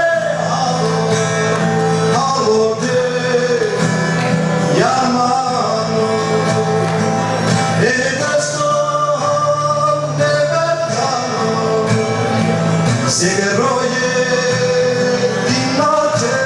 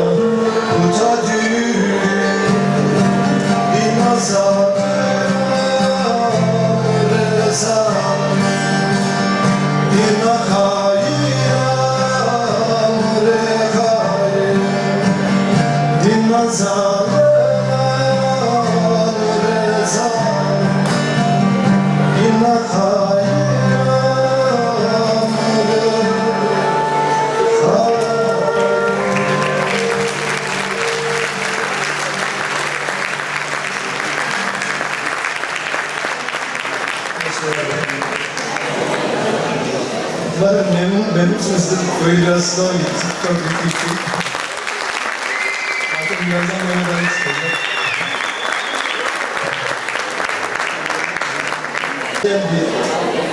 Bir şarkı, heyecanlı diyelim.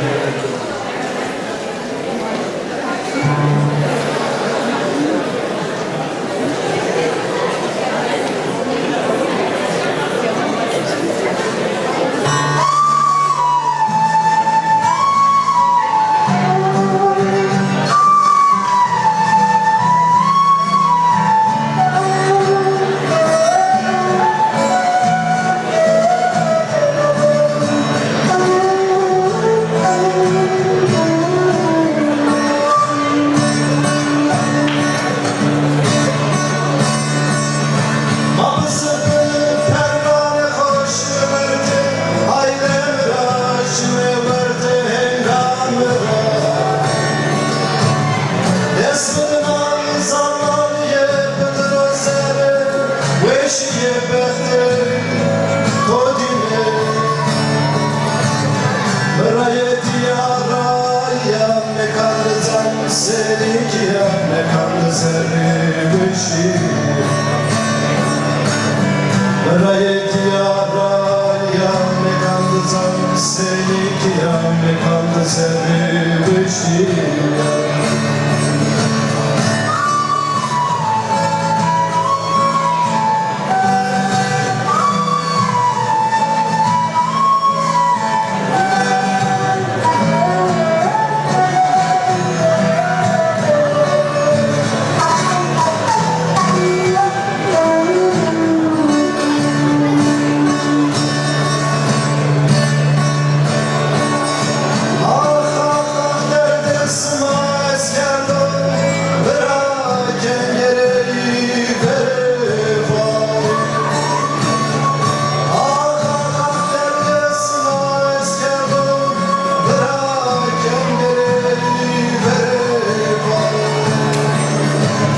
Smendi verane bere, ona derdeşin döndürür, ona derdi kumkurdur.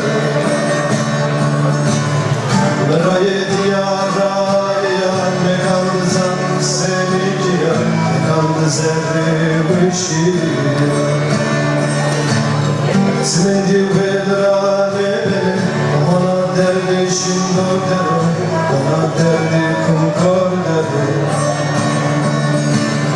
Meraye diyaraya ne kandızan seni ki ya ne kandı zerre büşi.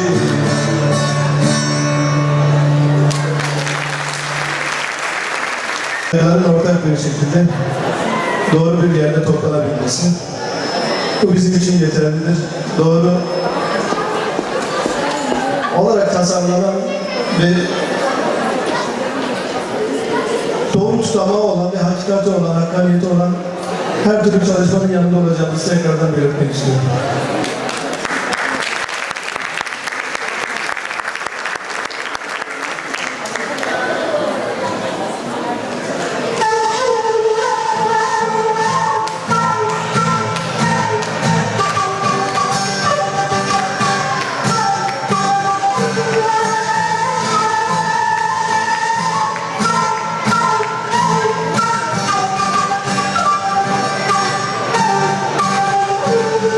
Deste ho deste mıkkı tev tev tev nare piyaşime merekı tev tev tev nare piyeto her sınakı tev tev tev nare maom zedona tare tev tev tev nare deste mıkkı tev tev tev nare piyaşime merekı tev Tevnare piyoto kesmo Tevnare mahon zenonda kare Tevnare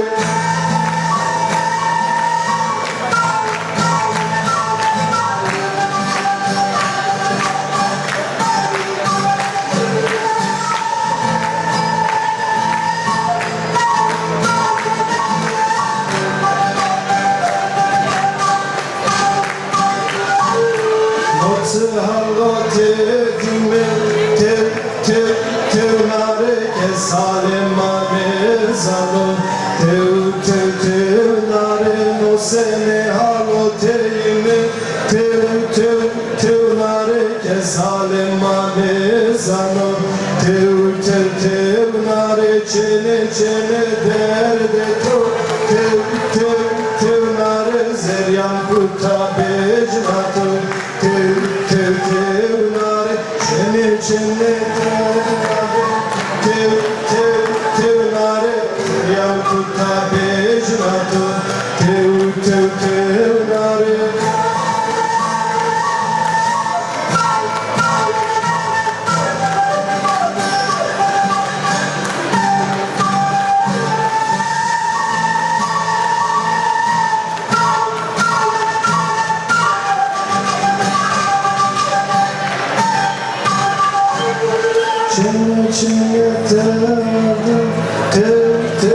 tev nare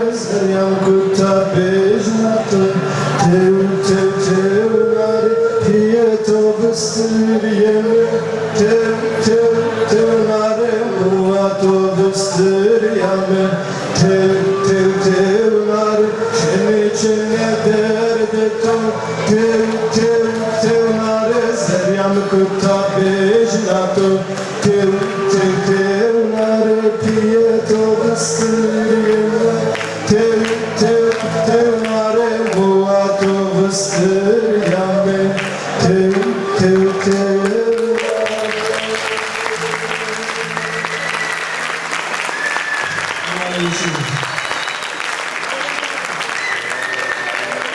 Mart'ta arkadaşlarla beraber kendisine söyleşi yapmaya gittik. Söyleşiyi yapamadık çünkü 15 dakika sonra söyleşiyi kestik, konuşacak takati kalmamıştı. Ve nitekim 28 Nisan'da ise hakkın rahmetine ulaştı. Yine burada bir yerde olacak Babak Ali. Aynı gün Babak Ali ile de konuşmuştuk. Ama Babak Ali ile hiç söyleşi yapamadık. Çünkü oksijen tüplerine bağlı çaldık, konuşuyordu. Onun bir sözünü hiç unutamıyorum. En son bize güvenmediğini söyledi ve yanımıza getirdiği sıralar dedi ki niye elinde zor ama sero gurini dedi. Niye de kamyama sero gurini. Niye de res ama sero gurini. Niye de sero gurini deyince ha dedi. Madem ki anne resa ecdat olursa pek o boş komiser. Madem ecdadımızın yoluna gelmişler, bunu anlıyorlar, o zaman size öğütlerim var çocuklar deyip bizimle konuşmaya başladı. Maalesef Babak Ali'yi de yalnızca 3 hafta sonra 21 Nisan'da kaybettik. Değerli canlar, pek çok kimse bize şunu soruyor. Ya Ankara arşivlerini açmıyorlar. Ankara'nın arşivleri aslında açık. Ankara'da ben çok gizli bir arşiv kaldığına inanmıyorum. Genelkurmay bunları 1972'de yayınladığı kitapta zaten önemli ölçüde verdi. Gizli Bakanlar Kurulu kararı dahil. Kaldı ki Ankara'nın belgeleri hiçbir yere kaçmaz. Ankara'nın belgeleri yazılıdır. Belki kilitli kasalardadır ama bunlar bir gün ve bir gün mutlaka açığa çıkar. Ancak bizim Dersimlerin kendimize sormamız gereken bir sorumuz var. Peki Dersim'in arşivleri nerede? Dersim'in var mı arşivleri? Var mı Dersim'in açık arşivleri? Bizim Dersimlerin arşivleri açık mı? Hayır. Dersim'in arşivleri işte Hüseyin amcadır. Dersim'in arşivleri o Manikiye'de domino oynayan yaşlılardır. Dersim'in yaşlıları o günü yaşamış, o güne tanıklık yapmış insanlardır. Biz bunları söyleşi yapmadan uğurlarsak vicdanımız rahat etmez. Biz ecdadımıza karşı borcumuzu yeterince yerine getirmemiş oluruz. Öyleyse yapmamız gereken şey şu. Bir an önce mümkün olduğunca çok fazla insanla görüşmek. Şu an maddi olanaksızlardan dolayı yalnızca 2 ekip çalışabiliyoruz. Örneğin Avrupa'da elimizde bir kamera biliyor. Bu ekibi 5-6'ya çıkarmalıyız. Bir ay içerisinde 15 kişiyle değil, 50 kişiyle söyleşi yapabilecek kapasiteye ulaşmak zorundayız. Çünkü biz zamana karşı yarışıyoruz.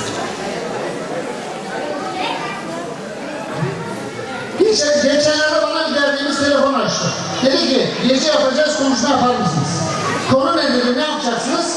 Gelen geliri öğrencilere burs olarak vereceğiz dediler.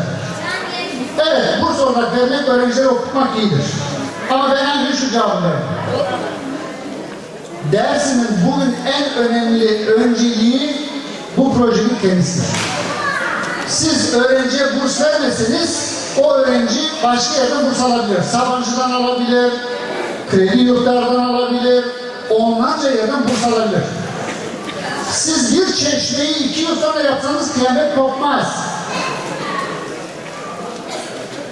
Siz herhangi bir projeyi birazcık erteleseniz hiçbir şey olmaz. Ama bizim bu projeyi bir gün dahi erteleyebilme lüksümüz yoktur. Zaten çok fazla geç kaldık. Doğal olarak da o arkadaşlara dedim ki kusura bakmayın, benim Ocak ayı sonuna kadar federasyon başkanlığım var. Ben bütün enerjimi bu projeye harcamak istiyorum. Size de başarılar diliyorum dedim. Ama bana göre Dersim'e bir seferberlik ruhuyla bu projenin hayata geçmesi için çalışmalılar. Bunun önemini kavramalı ve kavratmalılar diye düşünüyorum. O yüzden de oraya gitmedim.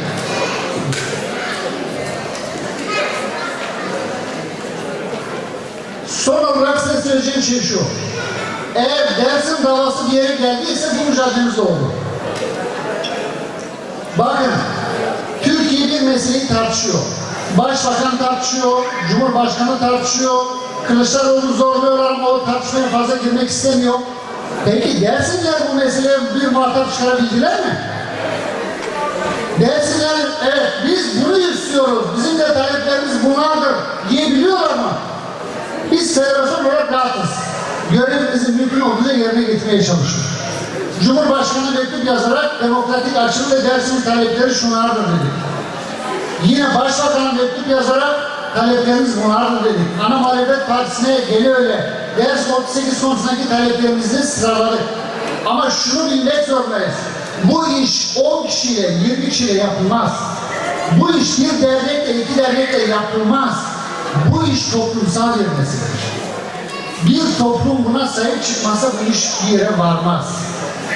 Biz bugün bu arşivi oluşturuyoruz. Emin olun 100 yıl sonra, 50 yıl sonra sizin çocuklarınız yalnızca 38'e ne olduğu için değil, benim ailem nereden geliyor, benim soyum nereden geliyor öğrenmek için gelecekler bu arşivlere. Film yapımcıları gelecek, üniversitelerin şeyine sunulacak, araştırmasına sunacak. Öz itibariyle biz Dersimler olarak bir irade ortaya koymak zorundayız. Deminden beri dostlar diyor ki destekleyelim, destekleyelim. Hayır, öyle destek olmaz bu iş. Siz bu işin sahibisiniz. Dersimler bu işin öznesidir. Dersimler bu işin sahibidir. Dersimler sahibi olmazlarsa bu iş komiteyle olmaz. Aramızda son olarak değerli komite üyelerimiz var. Dicle Akar var, Filiz Aktaş var, Federasyon Yönetim Kurulu üyelerimizden Ahmet Can Polat var, Onursal Genel Başkanımız Hüseyin Kaya var. Bunların da emekleri çok büyük. Böyle insanları da kutluyoruz yürekten. Ama şunu söylüyoruz, hep beraber el ele verirsek bir şeylere ulaşabiliriz. O yüzden diyorum ki, uzatın elinizi, geleceği hep birlikte kuralım. Bu Esvar Bey, Berkudar Bey.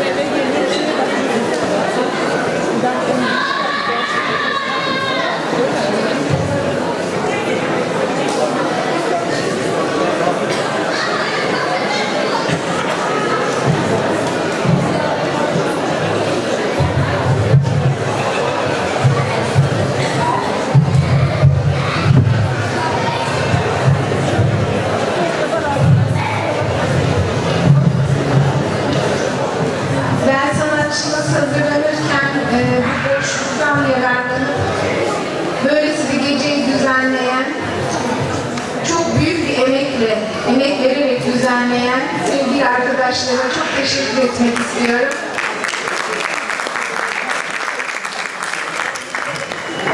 Benim kendime tanık olduğum aşağı yukarı 2 aydır hiçbirisi hafta sonu gece ve gündüz tanımadan çalışıyor. çalışıyorlar. Hepsi işlerine gidip aileleriyle beraber.